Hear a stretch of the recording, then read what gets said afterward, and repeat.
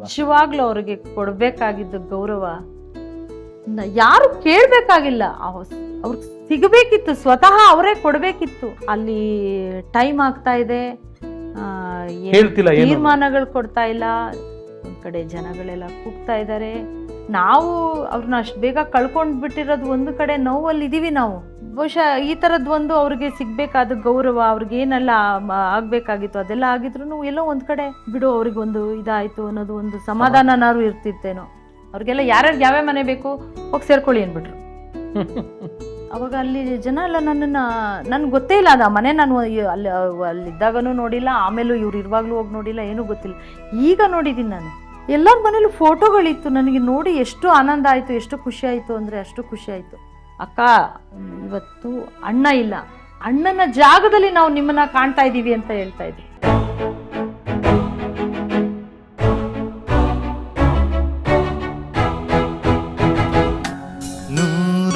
ನೂರೊಂದು ನೆನಪು. ಅವ್ರಿಗೆ ಆ ಒಂದು ಆ ಗೌರವ ಏನ್ ಕೊಡ್ಬೇಕೋ ಕೊಡ್ಬೇಕಲ್ವಾ? ನಿಜವಾಗ್ಲೂ ಅವ್ರಿಗೆ ಕೊಡ್ಬೇಕಾಗಿದ್ದ ಗೌರವ ಯಾರು ಕೇಳ್ಬೇಕಾಗಿಲ್ಲ, ಅವ್ರಿಗೆ ಸಿಗಬೇಕಿತ್ತು, ಸ್ವತಃ ಅವರೇ ಕೊಡ್ಬೇಕಿತ್ತು. ಇಲ್ಲಮ್ಮ, ಇವಾಗ ರಾಜಕೀಯವಾಗಿ ಅವರು ಒಂದು ಪಕ್ಷಕ್ಕೆ ಬಂದಾಗ ಅವ್ರಿಗೆ ಎಲ್ಲಾ ಪಕ್ಷಗಳಿಂದನೂ ಒತ್ತಡ ಆಯ್ತು.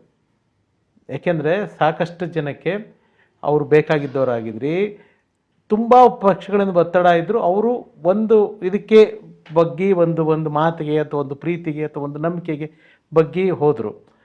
ಅಲ್ಲಿ ಏನೇನೋ ಆಯಿತು. ಬಟ್ ಅವರ ಒಂದು ಶಕ್ತಿ ಎಷ್ಟಿದೆ ಅಂತಂದರೆ, ಮೊನ್ನೆ ಕೂಡ ಸಾಹೇಬರು ದೈಹಿಕವಾಗಿ ಇಲ್ಲವಾದ ಮೇಲೂ ಕೂಡ ನೀವು ಹೋಗಿ ಒಬ್ಬ ವ್ಯಕ್ತಿಗೆ ಪ್ರಚಾರ ಮಾಡಿ ಅವ್ರನ್ನ ಗೆಲ್ಲಿಸ್ಕೊಂಡು ಬಂದಿದ್ದೀರ.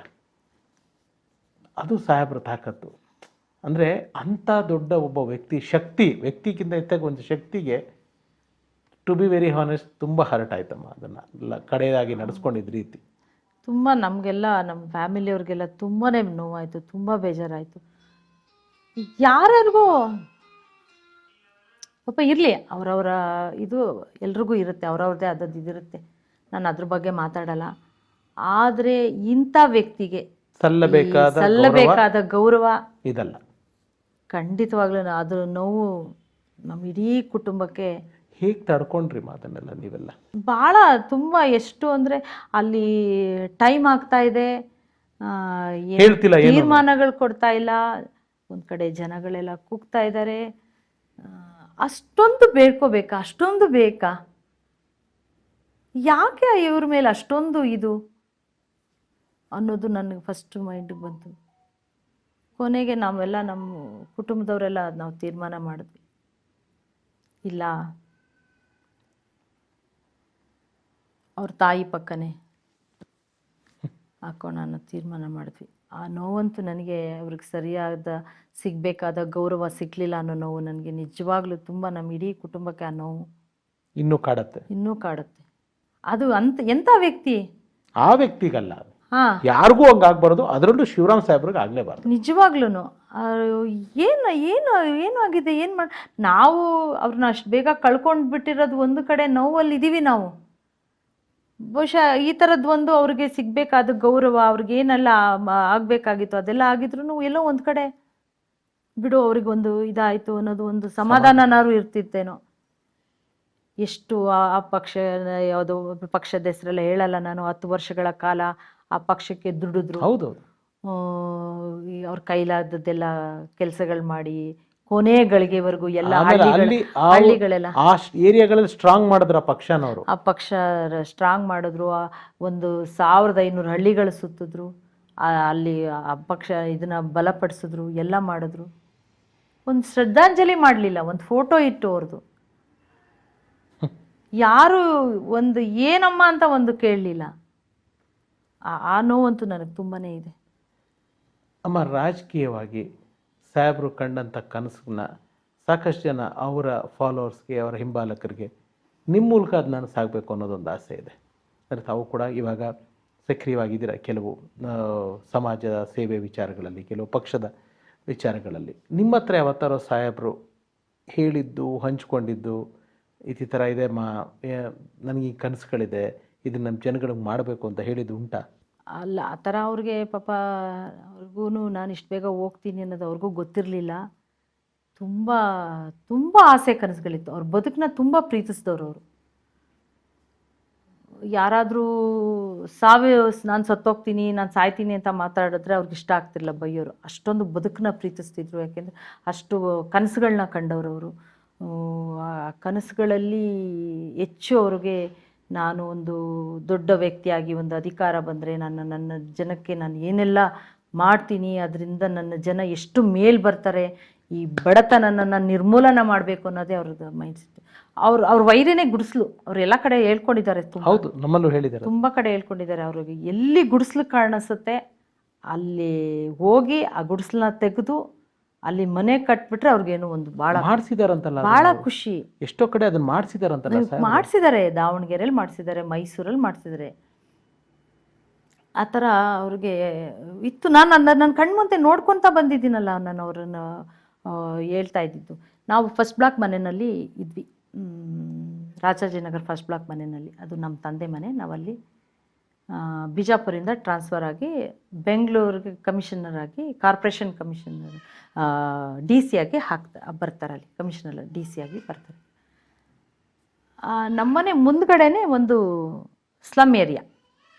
ನಮ್ಮ ಮನೆ ಇಲ್ಲೇ ಅಂತಂದರೆ ನಮ್ಮ ಮನೆ ಸ್ವಲ್ಪ ದೂರದಲ್ಲೇ ಒಂದು ಸ್ಲಮ್ ಏರಿಯಾ, ಸ್ವಲ್ಪ ನಮ್ಮ ಹಿಂದಗಡೆ ಸ್ವಲ್ಪ ಮರೆ ಆಗಿರೋ ಥರ.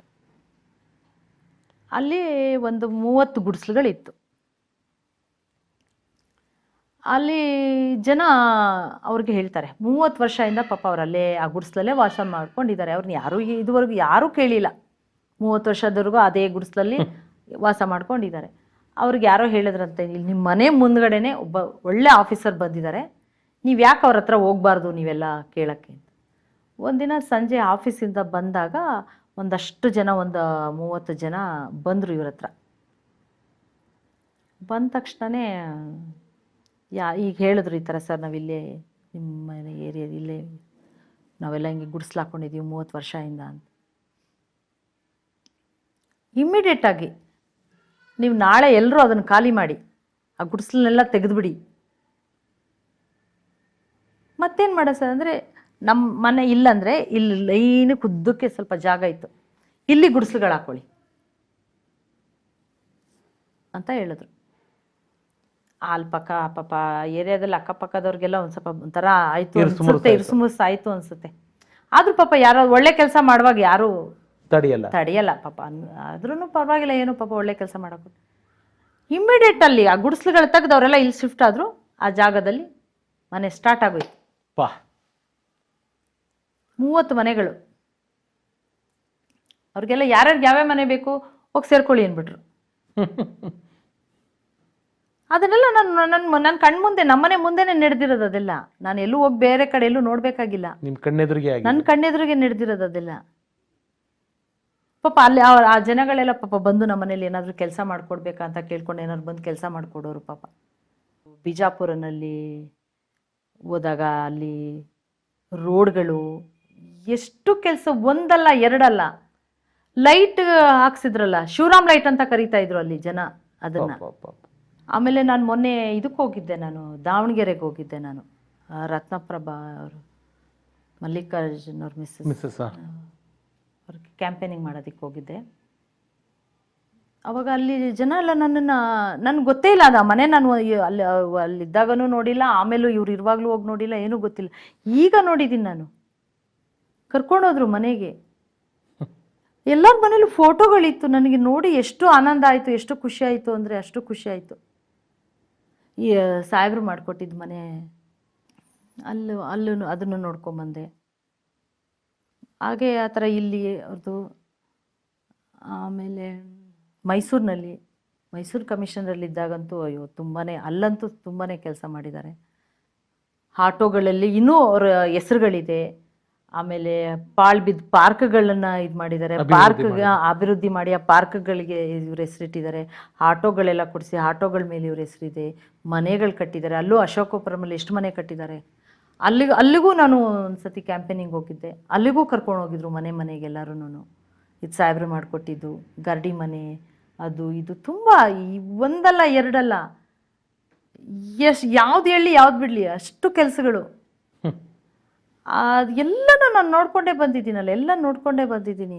ನನಗೆ ಇನ್ನೂ ಗೊತ್ತಿಲ್ಲದಿರೋ ವಿಷಯಗಳನ್ನ ಈಗ ಇತ್ತೀಚೆಗೆ ನನಗೆ ತುಂಬ, ನಾನು ನೀವು ಕೇಳಿದ್ರಲ್ಲ ಪ್ರಶ್ನೆಗೆ, ನಾನು ಬರಬೇಕು, ಹೊರಗಡೆ ಬರಬೇಕು, ಪಾಪ ಅವ್ರೇನು ನೀನು ಅದು ಮಾಡಬೇಕು ಇದು ಅಂತ ಅವ್ರು ಯಾವತ್ತೂ ನನಗೇನು ಅದೆಲ್ಲ ಏನು ಹೇಳಿರಲಿಲ್ಲ. ಅವರು ನಾವು ಇದೆಲ್ಲ ಎಲ್ಲಿ ನಾವು ಕಲ್ಪನೆ ಮಾಡ್ಕೊಂಡಿರಲಿಲ್ಲ, ಈ ಥರದ್ದು ಒಂದು ದಿನ ಬರುತ್ತೆ ಅನ್ನೋದೇ ಯಾರು ಯೋಚನೆ ಮಾಡ್ತೀವಿ ಅದನ್ನೆಲ್ಲ? ಅವ್ರ ನೆರಳಲ್ಲಿ, ಅವರ ಇದರಲ್ಲಿ ಚೆನ್ನಾಗಿದ್ದೀವಿ, ಸುಖವಾಗಿದ್ದೀವಿ, ಇದ್ದೀವಿ ಅಷ್ಟೇ, ಸುರಕ್ಷಿತವಾಗಿದ್ದೀವಿ, ಇಷ್ಟೇ ಗೊತ್ತಿದ್ದಿದ್ದು ನಮಗೆ. ಆದರೆ ಅವಾಗ ಹೇಳೋರು, ವಾಣಿ ನಿನಗೆ ಗೊತ್ತಿಲ್ಲ ನನ್ನ ಜನ ಹೊರಗಡೆ ಎಷ್ಟು ಕಷ್ಟಪಡ್ತಾರೆ, ಅವ್ರಿಗೆ ಎಷ್ಟು ಬಡತನ ಇದೆ, ಎಷ್ಟು ಅನ್ಯಾಯ ಆಗುತ್ತೆ, ಎಷ್ಟು ಮೋಸ ಆಗುತ್ತೆ, ಅವ್ರಿಗೆ ಸರ್ಕಾರದಿಂದ ಸಿಗೋ ಸೌಲಭ್ಯಗಳೇನು ಸಿಗ್ತಿಲ್ಲ, ಅದರದ್ದೆಲ್ಲ ಸ್ವಲ್ಪ ಅವಾಗ ಹೇಳ್ತಿರು. ತುಂಬ ಭಾಳ ಅದು ಇದು ಮಾಡಿದೆ ನಾನು ಅಂತೆಲ್ಲ ಏನು ಎಷ್ಟೊಂದೇನು ಹಂಚ್ಕೋತಾ ಇರಲಿಲ್ಲ. ನಾನು ನೋಡ್ಕೊಂಬಂದಿದ್ದು ಮಾತ್ರ ನಿಮ್ಗೆ ಹೇಳ್ತೀನಿ ಅಷ್ಟೇ, ಅದು ಹೇಳಿದೆ. ಆಮೇಲೆ ಅದೇ ಮೈಸೂರಲ್ಲಿ ಹೇಳಿದ್ನಲ್ಲ, ಮೈಸೂರಿಗೆ ಹೋಗಿದ್ದೆ, ಅಲ್ಲಿ ನೋಡ್ಕೊಂಬಂದೆ. ಅಲ್ಲಿ ಎಲ್ಲ ನಾನು ಮೈಸೂರಿಗೆ ಹೋಗಿದ್ಬೇಕು, ದಾವಣಗೆರೆಗೆ ಹೋಗಿರಲಿ, ಚಾಮರಾಜನಗರ ಹೋಗಿ ಎಲ್ಲ. ಅವ್ರು ಹೋದ್ಮೇಲೆ ನುಡಿನಮನ ಕಾರ್ಯಕ್ರಮ ಮಾಡಿದ್ರು ಅವ್ರನ್ನ ಎಲ್ಲ ಕಡೆ. ಅಲ್ಲಿ ಎಷ್ಟು ಆ ಜನಗಳನ್ನ ನೋಡ್ಬಿಟ್ಟು ನನಗೆ ಒಂದು ಕಡೆ ಇಷ್ಟೊಂದು ಪ್ರೀತಿ ಸಂಪಾದನೆ ಮಾಡಿದಾರಲ್ಲ. ಎಲ್ಲರನ್ನವರು ನನ್ನ ರಕ್ತ ಸಂಬಂಧಿಗಳು ಅಂತಲೇ ಕರೀತಿದ್ರು ಜನಗಳನ್ನ. ನನಗೆ ಅವಾಗ ನಾನು ಅಂದ್ಕೊಂಡೆ, ನಾನು ಇವರು ಇದಕ್ಕೇನಾ ಇಷ್ಟೊಂದು ಜನ ಅವ್ರನ್ನ ಪ್ರೀತಿಸೋದಕ್ಕ ಅವ್ರು ಅಷ್ಟೊಂದು ನನ್ನ ಜನ ನನ್ನ ರಕ್ತ ಸಂಬಂಧಿಗಳು ಅಂತಿದ್ರ. ನನಗೆ ಎಷ್ಟು ಖುಷಿ ಅಂದರೆ ಅವ್ರು ಎಷ್ಟು ಪ್ರೀತಿ ತೋರಿಸ್ತಾ ಇದ್ರು ಅವ್ರ ಅಭಿಮಾನಿಗಳು. ಅವ್ರು ಇವ್ರನ್ನ ಅಂದರೆ, ಅಕ್ಕ ಇವತ್ತು ಅಣ್ಣ ಇಲ್ಲ, ಅಣ್ಣನ ಜಾಗದಲ್ಲಿ ನಾವು ನಿಮ್ಮನ್ನ ಕಾಣ್ತಾ ಇದ್ದೀವಿ ಅಂತ ಹೇಳ್ತಾ ಇದ್ರು. ಅದೆಲ್ಲ ನೋಡಿ ನಂಗೆ ತುಂಬ, ನಾನು ಅಯ್ಯೋ ನಿಜ ಇರಬೇಕಲ್ವ, ಇವ್ರು ಎಷ್ಟು ಪ್ರೀತಿ ತೋರಿಸ್ತಾ ಇದ್ರು, ಅವರು ಅಷ್ಟೇ ಪ್ರೀತಿ ತೋರಿಸಿದ್ದಾರೆ, ಅವರೆಷ್ಟು ಪ್ರೀತಿ ತೋರಿಸಿದ್ದಾರೆ, ಇವರು ಅಷ್ಟೇ ಪ್ರೀತಿ ತೋರಿಸಿದ್ದಾರೆ. ಎಲ್ಲೋ ಒಂದ್ ಕಡೆ ಅಣ್ಣವ್ರ ಹಾಡು ನೆನಪ ಬರ್ತದೆ ನೀವು ಹೇಳ್ತಿರ್ಬೇಕಾದ್ರೆ. ಜನರಿಂದ ನಾ ಮೇಲೆ ಬಂದೆ, ಜನರನ್ನೇ ನಾ ದೇವರೆಂದೆ, ಜನರಿದ್ದರೆ ನನ್ನ ಬೆನ್ನಾಗಿಂದೆ, ಹೋರಾಡಲು ನಾನು ಎಂದೂ ಮುಂದೆ. ಹೌದು, ಖಂಡಿತವಾಗ್ಲು. ಅದೆಲ್ಲ ನಾನು ನೋಡ್ಕೊಂಡು ಅದಕ್ಕೆ ಅವಾಗ ನನಗೆ ಅನ್ಸೋಕ್ಕೆ ಶುರುವಾಯಿತು, ಅವ್ರದ್ದೆಲ್ಲ ಅರ್ಧ ಎಲ್ಲ ತುಡಿತಾ ಇತ್ತಲ್ಲ, ನನ್ನ ಜನ ಸೇವೆ ಮಾಡಬೇಕು, ನನ್ನ ಜನಕ್ಕೆ ಏನೂ ಮಾಡೋಕ್ಕಾಗಲಿಲ್ಲ ಅಂತ ಕೊನೆ ದಿನಗಳಲ್ಲಿ ಆ ನೋವು ನಿರಾಸೆಲೆ ಹೋಗ್ಬಿಟ್ರಲ್ಲ, ಅದು ನಿಮಗೆ ತುಂಬ, ಅದು ನನಗೆ ತುಂಬ ಕಾಡಕ್ಕೆ ಶುರುವಾಗೋಯ್ತು. ಅವ್ರಿಗೆ ನನ್ನ ಕೈಲಾಗಿದ್ದು ಏನು ಮಾಡೋಕ್ಕೆ ಸಾಧ್ಯವಾಗುತ್ತೋ ಅದನ್ನು ಮಾಡ್ಬೇಕನ್ನೋದಷ್ಟು ಬಿಟ್ಟರೆ ಬೇರೆ ಇನ್ಯಾವ ದೊಡ್ಡ ಆಸೆ ಕನಸುಗಳು ನನ್ನ ಕಡೆಯಿಂದಲ್ಲ. ನನ್ನ ಕೈಯಿಂದ ಅವ್ರನ್ನ ಇಷ್ಟಪಡೋ ಜನಗಳಿಗೆ ಅವರು ಅಷ್ಟೊಂದು ಮಾಡೋಕ್ಕಾಗದೆ ಬಿಟ್ಟು ಹೋಗ್ಬಿಟ್ರಲ್ಲ, ಅದನ್ನಾದರೂ ನಾನು ಅವರ ಧರ್ಮಪತ್ನಿಯಾಗಿ ಅವ್ರ ಋಣನ ತೀರಿಸ್ತಾ ಇದ್ದೀನಿ. ನಾನು ಇಲ್ಲಿ ಬೇರೆ ನಾನೇನು ಮಾಡೋಕ್ಕೆ ಹೋಗ್ತಾ ಇಲ್ಲ, ನನ್ನ ಯಜಮಾನರ ಋಣನ ತೀರಿಸ್ತಾ ಇದ್ದೀನಿ ಅಂತ ನಾನು ಅನ್ಕೋತೀನಿ.